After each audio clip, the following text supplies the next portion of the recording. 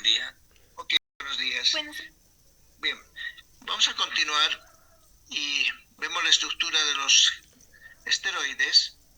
Y hay que recordar que los esteroides provienen del colesterol, que tiene una estructura ciclopentano perhidrofenantreno. Y si se fijan acá, el colesterol tiene 4 anillos, A, B, C, D. El D es el ciclopentano y el fenantreno es el ABC. Y fíjense los números de carbonos, el 1, el 2, el 3, el 4, el 5, 6, 7, 8, 9, 10, 11, 12, 13, 14, 15, 16, 17, aquí aparece el 18 y el 19. Y el colesterol tiene una cola, aquí vemos un poquito, hasta 27 átomos de carbón y está hidroxilado en la posición 3. Este es el colesterol clásico. Y el colesterol nos interesa a nosotros porque nos da lugar a las hormonas esteroideas, a los ácidos biliares y a vitamina D. Si vemos las hormonas esteroideas, y las hormonas esteroideas van a estar las hormonas sexuales, las hormonas suprarrenales y los esteroles en general, que van a ser derivados del esterol o del colesterol, que son el ácido cólico, etc. En las hormonas suprarrenales, ahí tenemos la estructura básica del colesterol. Tenemos dos hormonas suprarrenales de la corteza suprarrenal. Una de ellas es la aldosterona y el otro es el cortisol. Si se fijan ustedes, la estructura es muy parecida, pequeños cambios hay, pero se mantiene los 4 anillos del colesterol proveniente del colesterol. Aldosterona y cortisol son entonces hormonas suprarrenales. De hormonas sexuales tenemos la progesterona y la testosterona, los dos representantes más comunes. Hay que recordar que también viene el estrógeno, pero ahí están las hormonas en su estructura esteroidea. Y el ácido cólico es un derivado del colesterol que se va a formar en el hígado y va a salir por el colédoco hasta acumularse en la vesícula biliar y luego llegar al intestino y proceder a toda su acción que tiene, como ayudar a la absorción de las grasas. El ergosterol es un esteroide que no se encuentra en los humanos, se encuentra en los hongos y es el blanco de muchos medicamentos antimicóticos. Los antimicóticos que se oponen a las micosis van a buscar al ergosterol y utilizan como blanco de su acción al ergosterol de la membrana de los micetos de los hongos. Y aquí está el estradiol, la otra hormona que dijimos, sexual, que se parece muchísimo a la testosterona. Si ustedes se fijan, prácticamente testosterona y estradiol son casi idénticos, excepto por un metilo que está en la posición que habíamos dicho 19. Esos son los esteroides entonces y los compuestos derivados del colesterol. Por lo tanto, el colesterol es imprescindible en nuestra vida. No podemos vivir sin colesterol. Otra cosa es que la cantidad de comida rica en colesterol que ingiramos tiene su incidencia en depósitos de colesterol y aterosclerosis y enfermedades que son muy prevalentes actualmente. Tenemos aquí el ácido cólico, el ergosterol, y hemos dicho que está en los vegetales, el ácido glicocólico, que son prácticamente compuestos que se forman en el hígado y van a salir para que sean los ácidos biliares, y la vitamina D2, que tiene una parte también en su síntesis donde aparece el colesterol. Entonces, vitaminas, hormonas, ácidos, etcétera, son parte de los esteroides derivados del colesterol. Ahora, el colesterol es transportado en el plasma por unas moléculas que se llaman lipoproteínas. Las lipoproteínas no son otra cosa que proteínas enriquecidas con grasas. Tienen en su parte periférica muchas grasas y en su parte interna también, y tienen su parte apoproteica. La apoproteica es en realidad la proteína y el resto es el lípido. Estas lipoproteínas se dividen en dos grandes grupos. En realidad hay 5 lipoproteínas, pero las dos importantes son la HDL y la LDL. La lipoproteína mala, por así decir, la que puede hacernos daño y lleva colesterol que se deposita en el endotelio, es la LDL. Y la HDL, por decir la lipoproteína buena, es la que retira el colesterol de los tejidos endoteliales particularmente y lleva al hígado. Es bueno y siempre se busca dentro de las terapias o cualquier cosa que tengamos HDL elevado, es decir, cuanto más alto esté HDL, menos posibilidad de aterosclerosis existe. Y en cambio, cuanto más bajo está LDL, menos posibilidades de aterosclerosis también existen. Entonces, este debe tender a ser bajo en sus niveles y concentraciones sanguíneas y este debería ser alto. El nivel de LDL de la lipoproteína mala, entre comillas, es hasta 150 miligramos y de HDL es hasta 45. Si está arriba de 45 miligramos es bueno para el ser humano, es bueno para la fisiología humana. Si el LDL está menos de 150 es lo mejor. Hay trabajos y hay muchos metaanálisis que buscan que la LDL, esta lipoproteína, esté aún más bajo y hay muchos estudios en que si el paciente tiene diabetes, hipertensión, síndrome metabólico, etc., la LDL no debe sobrepasar de 110 miligramos. Entonces fíjense la importancia que tiene esta molécula relacionada con la aterosclerosis. Cuanto más baja está la LDL, menos posibilidad de aterosclerosis, y cuanto más alta está la HDL, también menos posibilidad de aterosclerosis y más beneficio para el cuerpo. Va a haber un capítulo especial que se va a dedicar a lipoproteína. Estamos viendo solamente lo que es más importante, pero después va a haber muchas derivaciones de estos capítulos. La peroxidación de los lípidos ocurre porque los radicales libres, ustedes recuerdan los radicales libres, son como 16 radicales libres, entre los que está el superóxido, está el peróxido de hidrógeno, está el óxido de carga negativa, el LO, etc.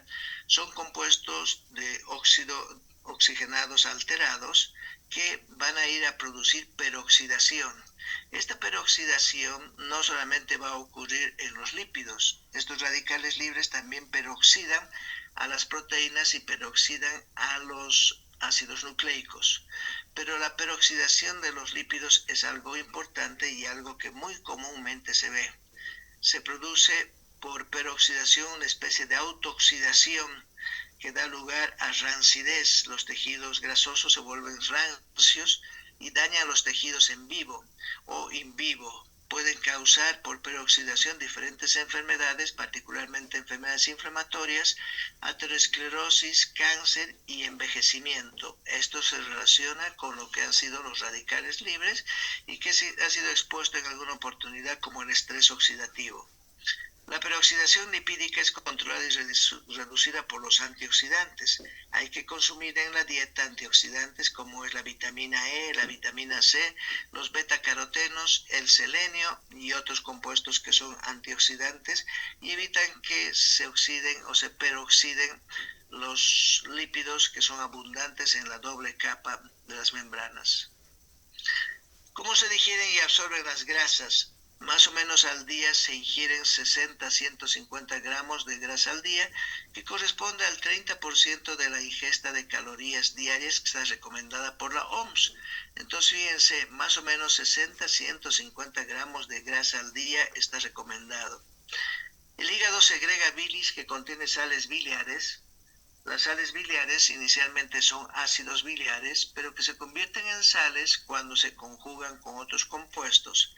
Al final, mucha gente asocia ácido biliar y a sal biliar como lo mismo, y puede ser simplemente son los ácidos biliares que se han conjugado con otro compuesto. Entonces, las sales biliares o los ácidos biliares son derivados del colesterol y de muchos compuestos como la fosfatidilcolina. Los ácidos biliares disuelven a las grasas y esa es la importancia que tienen. Su producción es constante y es la forma de eliminar también colesterol del cuerpo. El colesterol del cuerpo se va a eliminar por la producción de ácidos o sales biliares a través del colédoco hacia el intestino, y cada vez que haya grasas disuelven o permiten la absorción de las grasas y también se elimina colesterol.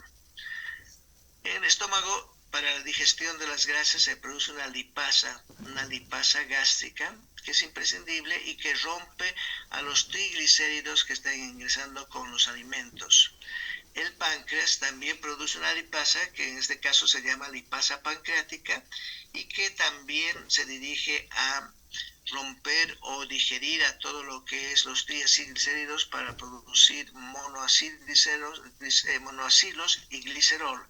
Los monoacilos significa un solo ácido graso y el alcohol necesario y prudente para todas las funciones. El glicerol puede ingresar por la dieta o también se produce en la vía de la glucólisis. Las enzimas para la digestión de las grasas son, además de las que hemos visto lipasas, etc., tenemos la colipasa, producida en el páncreas, que activa la lipasa. Es un coactivador, colipasa, por eso se llama activador de la lipasa. También tenemos a la fosfolipasa A2, que hidroliza al grupo 2 de los fosfolípidos. Las esterasas, que actúan sobre los monoacilglicéridos, sobre los ésteres de colesterol y ésteres de vitamina A. Estas esterasas pueden aumentar una cantidad de ácidos grasos a la estructura y en otros casos las esterasas también pueden retirar. El colesterol y las sales biliares son liberadas desde el hígado y la vesícula hacia el intestino y tienen una circulación que se denomina la circulación enterohepática. Muchos de los ácidos biliares vuelven al intestino por la circulación enterohepática. Las sales biliares, hemos dicho, son derivadas del colesterol y ayudan a emulsificar, formar micelas, absorber las grasas y las vitaminas liposolubles. Las sales biliares en el ileón son recicladas hacia el hígado en el proceso llamado circulación enterohepática. Esta circulación enterohepática se puede alterar. Muchas veces cuando no damos medicamentos que atrapen a los ácidos biliares o a las sales biliares, estos ya no vuelven al hígado, han quedado atrapados en el intestino por compuestos que se utilizan para tratar sobre todo niveles altos de colesterol, como es el caso de las resinas sintéticas o el colestipol, que anulan la circulación enterohepática de los ácidos biliares. Antiguamente, la circulación enterohepática se anulaba quirúrgicamente. Se sabe que parte del yeyuno, un segmento del yeyuno, tiene una circulación directa hacia el hígado, entonces lo que se hacía era sacar ese segmento del yeyuno. Hoy por hoy ya no se altera quirúrgicamente la circulación enterohepática en muy raras ocasiones, y lo que se hace es dar medicamentos que, vuelvo a decir, juntan o quelan a los ácidos biliares u otros compuestos para que no se reabsorban y no vuelvan a la circulación enterohepática. La falla en la reabsorción se atribuye a un déficit de sales. La disminución de sales biliares lleva a la mala absorción de los lípidos y a la esteatorrea. La esteatorrea es la presencia de grasa en las heces, y eso está reflejando que hay una disminución de sales biliares o hay una mala absorción de los lípidos. Las sales biliares entonces provienen del colesterol. El paso limitante de la síntesis es la 7-hidroxilación, por lo tanto hay una primera enzima que parte del colesterol que se llama colesterol 7-hidroxilasa. Esta enzima necesita vitamina C y necesita NADPH+H, este agente reductor. Y estamos viendo que los agentes reductores van a participar en procesos de síntesis, como va a ser el colesterol, como va a ser las sales biliares y como van a ser la glucosilación del glutatión, o digo la reducción del glutatión, etcétera, etcétera. Hay que recordar que el NADPH+H, su fuente más importante es la vía de la pentosa fosfato. Entonces, esta enzima es el paso limitante de la formación de ácidos o sales biliares. Es la colesterol 7-hidroxilasa que se activa con vitamina C. Es importante, por lo tanto, consumir vitamina C en el momento en que se consumen grasas, porque va a permitir que salgan más cantidad de sales o ácidos biliares para digerir a las grasas. Entonces, el colesterol forma ácidos biliares, los ácidos biliares forman a las sales biliares. El colesterol y las sales biliares son liberados desde el hígado a la vesícula y de ahí hacia el intestino.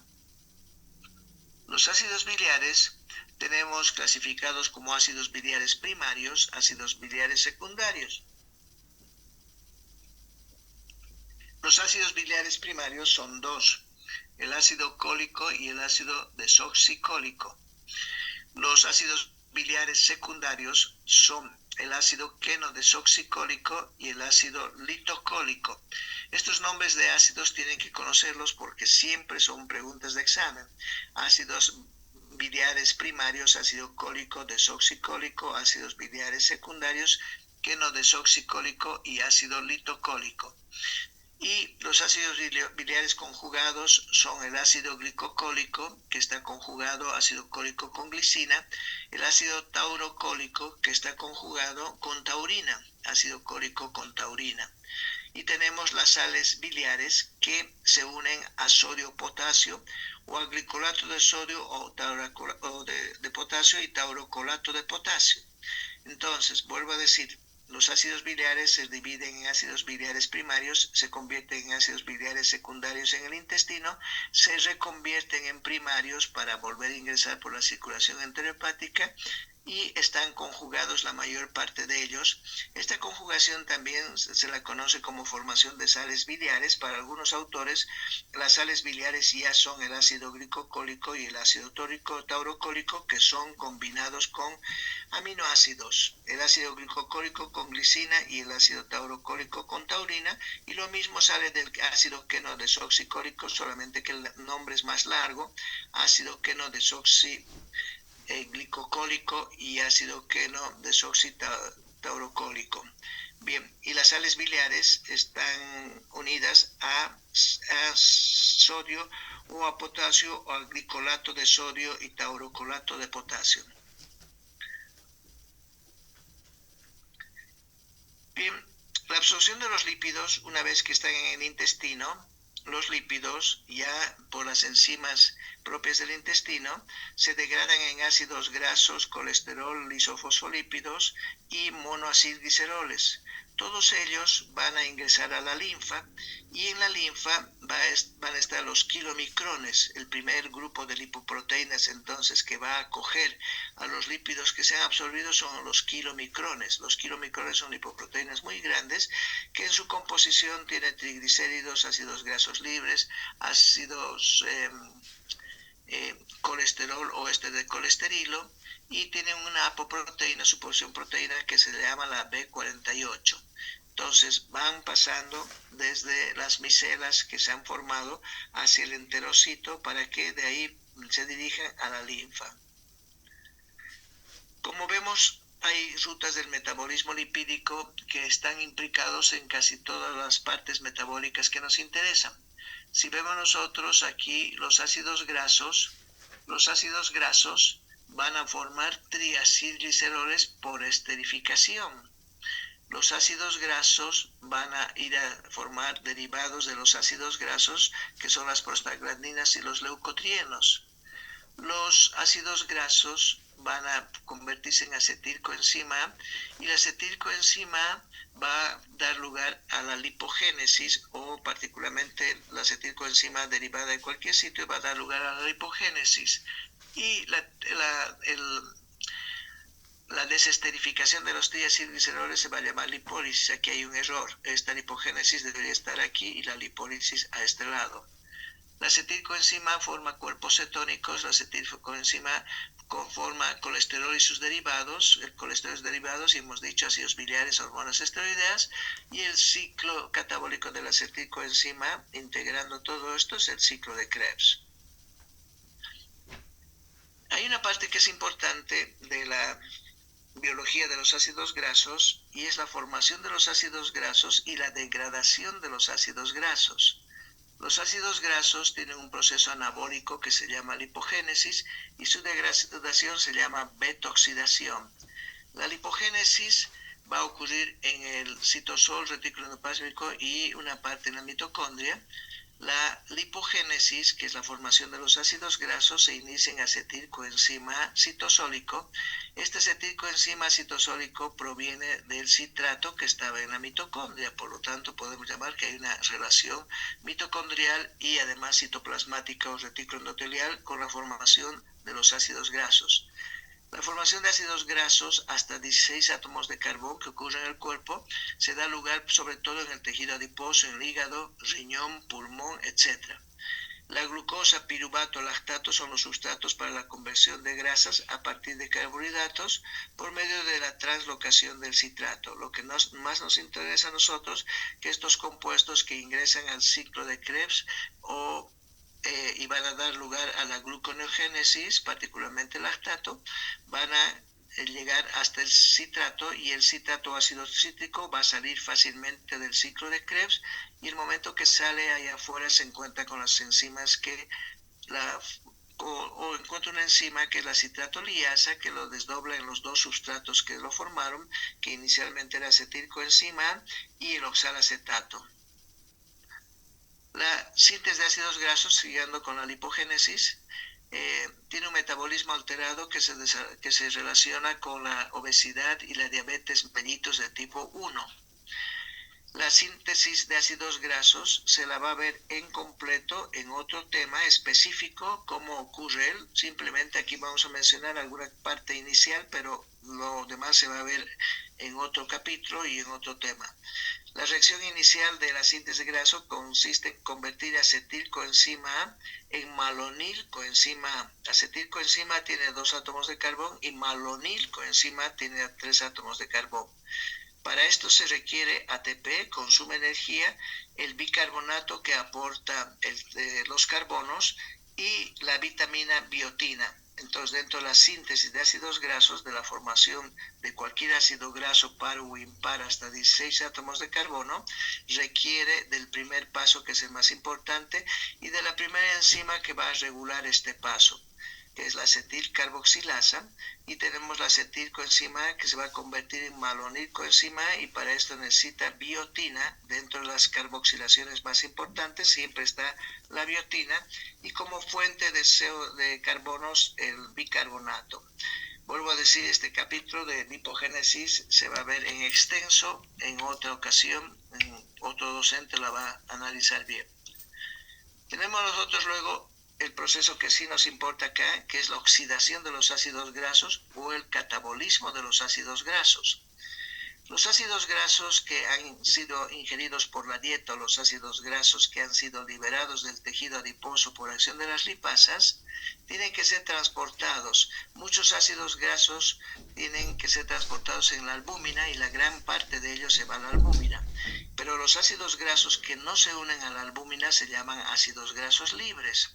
Sea como fuere, los ácidos grasos que han ingresado por la dieta o que están liberados del tejido adiposo van a ingresar al hígado y van a buscar a la mitocondria para poder generar y poder catabolizarse hacia acetilcoenzima A. Los ácidos grasos se van a volver a convertir en acetilcoenzima A.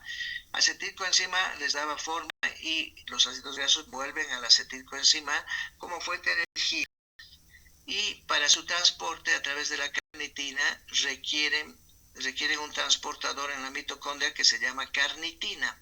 Los ácidos grasos de cadenas cortas no requieren carnitina, pero los de cadenas largas, llámese a partir de 10 o 12 átomos de carbón, sí requieren carnitina. La carnitina es un transportador intramitocondrial entre las membranas de la mitocondria que permite que pasen al interior los ácidos grasos que han sido activados.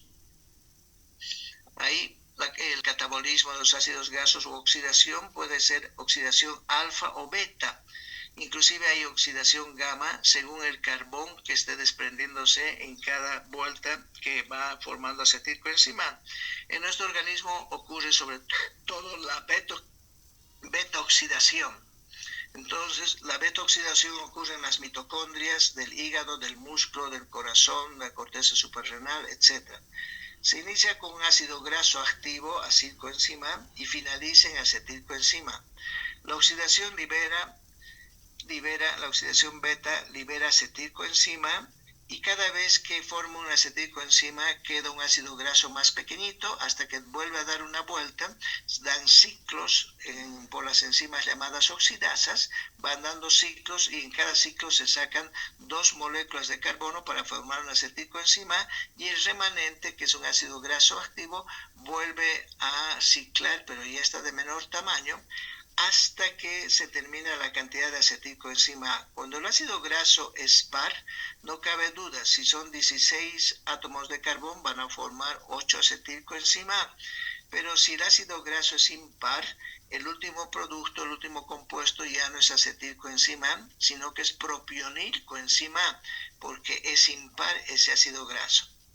Para la oxidación de los ácidos grasos se necesita el aporte de coenzimas derivadas de la niacina, el NAD, el FAT derivado de la riboflavina. Se genera NAD reducido y FAT reducido que van a ir a la formación de ATP.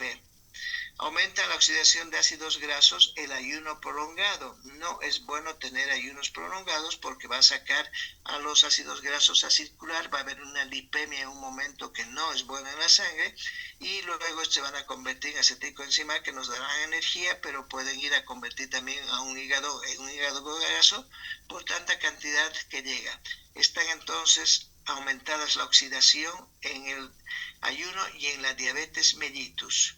En la diabetes mellitus porque el organismo cree que no hay glucosa circulando, sin embargo hay un río de azúcar en la sangre, pero no está ingresando a los órganos más importantes y se promueve todo lo que es la movilización de los ácidos grasos, la lipólisis, para generar energía y con eso acetilcoenzima A. Entonces, si nosotros vemos, hay varias fases de la oxidación de ácidos grasos. La primera es la hidrólisis de los triglicéridos, es decir, tienen que actuar las lipasas. Segunda, la activación del ácido graso. El ácido graso se activa gracias a la coenzima A. Hay que recordar que la coenzima A es derivada del ácido pantoténico, que es una vitamina. Tercero, el transporte. Tiene que transportarse hacia el hígado particularmente. Otros tejidos también participan, pero tiene que transportarse especialmente al hígado. Y la otra fase es la beta-oxidación. Ya el ingreso al hígado, aquí tenemos el ingreso al hígado donde se va a beta-oxidar y la beta-oxidación, que es el número 4, va a formar acetilcoenzima. La acetilcoenzima se va a ir a el ciclo de los ácidos tricarboxílicos a terminar en CO2 y agua, o si hay un exceso de acetilcoenzima proveniente de los ácidos grasos va a ir a formar cuerpos cetónicos. Entonces, aquí tenemos algunas figuras de la hidrólisis de los tejidos adiposos y ahí tenemos que hay algunas hormonas como la adrenalina, el glucagón, que van a activar a las proteínasas dependientes del AMP cíclico y estos activan a la triacilglicerol-quinasa liberando ácidos grasos a la sangre.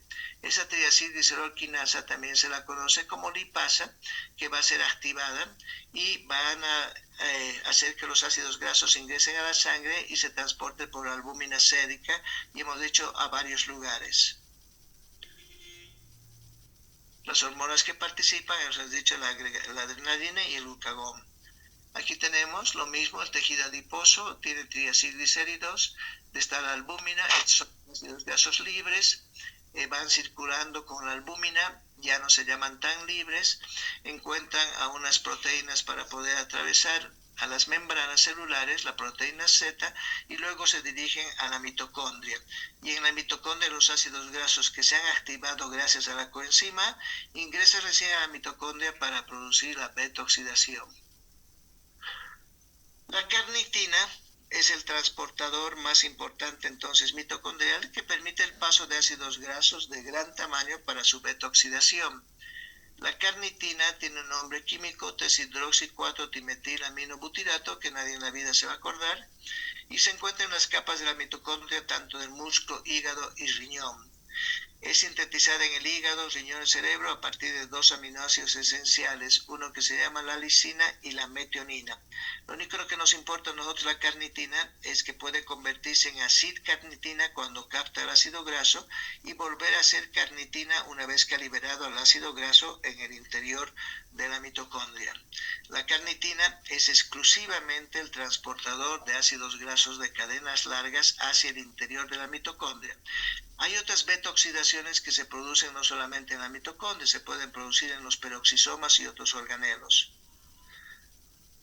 Entonces, el sistema de la carnitina, que está dada por transferasas, se clasifican como los siguientes: carnitina palmitoil transferasa 1, y si se fijan aquí también hay carnitina palmitoil transferasa 2. Uno está en la parte externa, otra parte interna.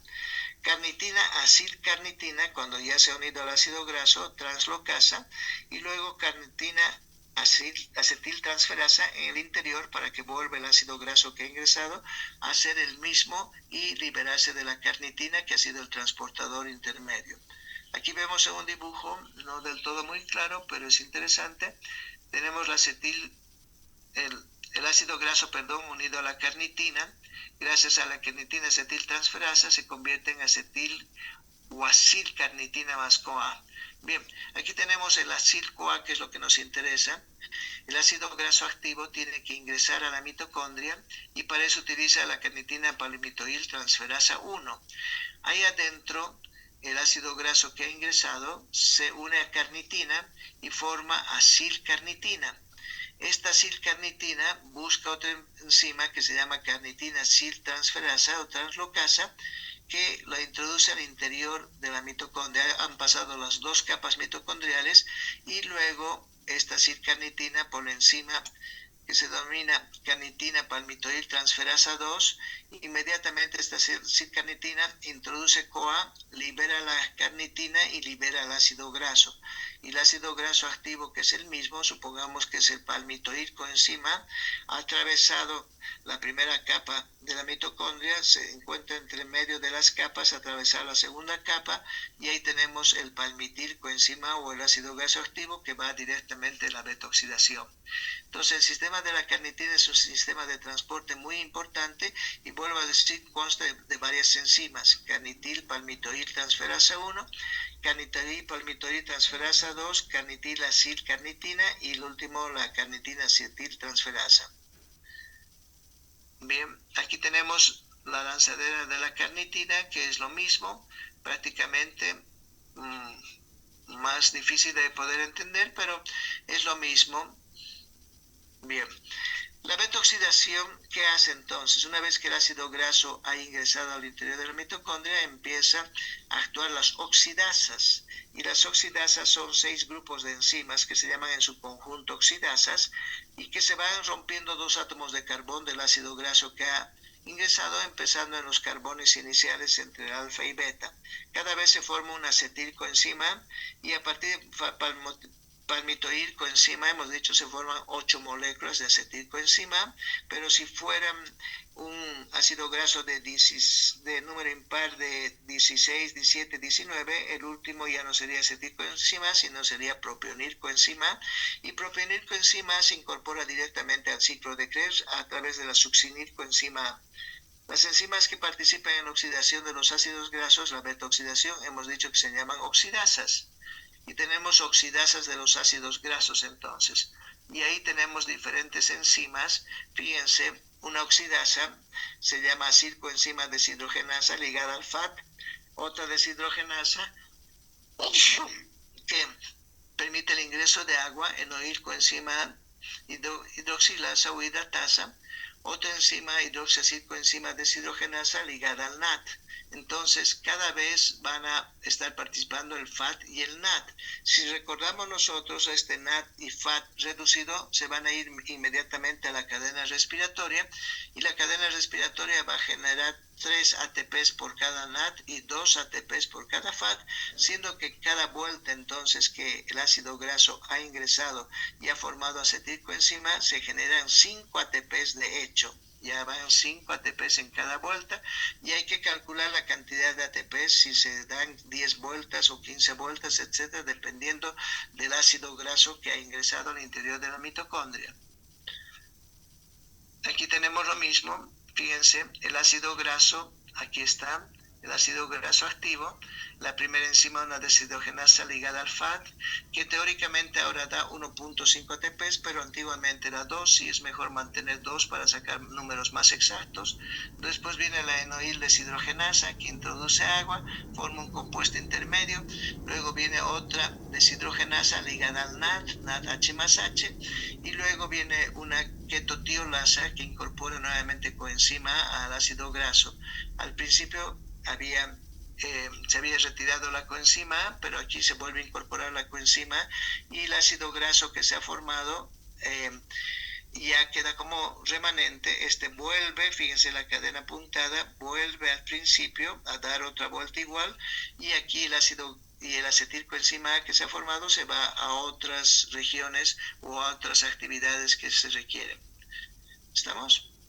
Aquí dice se obtienen 4 ATPs por ciclo de oxidación, pero lo más antiguo y lo mejor era que se obtenían 5 ATPs por cada vuelta de la oxidación. Los productos en cada vuelta son un acetilcoenzima que va al ciclo de Krebs y un acilcoenzima, un ácido graso activo más corto. Si se oxida un ácido graso impar, va a formar, hemos dicho, propionilcoenzima, que se va a convertir en succinilcoenzima. Aquí tenemos como también hay una liberación de electrones en la oxidación de ácidos grasos por parte del FAT y por parte del NAD. La oxidación de los ácidos grasos, el exceso de oxidación da lugar a la formación de cuerpos cetónicos. Cuando hay mucha oxidación de ácidos grasos, hay mucha acetilcoenzima y esa acetilcoenzima en exceso va a formar cuerpos cetónicos en el hígado, y estos cuerpos cetónicos que son de carga negativa pueden salir a la sangre, son aniones y van a dar un problema acidótico, una cetoacidosis sanguínea que puede ser una complicación muy severa, particularmente en aquellos pacientes que tienen diabetes de tipo 1. Su proceso inhibe la gluconeogénesis y da lugar a hipoglicemia. Generalmente, el exceso de cetoacidosis se acompaña de hipoglicemia y es en estados que pueden ser complicados. A veces ácidos grasos de cadena larga se oxidan en los peroxisomas, habíamos visto, no generan ATP, lo único que hacen es acortar la cadena hasta 8 átomos de carbón para que luego se vaya a la mitocondria. Los peroxisomas no tienen carnitina. En el encéfalo puede ocurrir una alfa-oxidación. Habíamos dicho que dependiendo del carbón en que se está retirando para la oxidación, alfa, beta o gamma, se va a dar la oxidación. La alfa-oxidación en el cerebro, que es muy raro, pero que ocurre, da lugar a la formación de ácido pitánico. El ácido pitánico está relacionado con el autismo y con enfermedades neurodegenerativas. En el retículo endoplásmico, el citocromo P450 se da lugar a la oxidación del carbón metílico u omega, y los ácidos grasos insaturados requieren de isomerasas y reductasas cuando han ingresado al cuerpo para aumentar su tamaño o convertirse en isómero verdadero. La energía de los ácidos grasos, hemos dicho que depende según la nomenclatura actual, pero si tenemos del ácido graso palmitoico encima, que va a generar 4 ATPs, antes decíamos 5 ATPs, consideremos que sea 4 ATPs, van a formar en 7 vueltas 28 ATPs. Esos 28 ATPs se van a unir a los 8 acetilcoenzimas que se han formado y que en el ciclo de Krebs nos van a generar cada uno de ellos 10 ATPs, vamos a obtener 80 ATPs. 80 más 28 nos da 108, menos 2 ATPs que se han consumido al principio para activar al ácido graso, tenemos en total 106 ATPs que se forman por mol de palmitato oxidado. El ácido palmítico o el ácido graso de 16 átomos de carbón nos genera 106 ATPs. Esto es a tomar en cuenta porque la glucosa en total oxidada a través de la glucólisis y el ciclo de Krebs nos genera, exagerando, 30-32 ATPs según la nomenclatura, y aquí tenemos por el ácido graso 106 ATPs. Por lo tanto, él o los ácidos grasos son combustibles de alta capacidad de generar ATP, y el ATP lo vamos a utilizar en muchos procesos. Bien, aquí quedamos. Vamos a ver la siguiente clase, que es el jueves, la complementación o la terminación del capítulo. Que pasen un buen día y nos vemos el día jueves a las 7 menos cuarto, 7 en punto, por favor. Hasta luego. Gracias, doctor. Hasta luego. Recording stopped.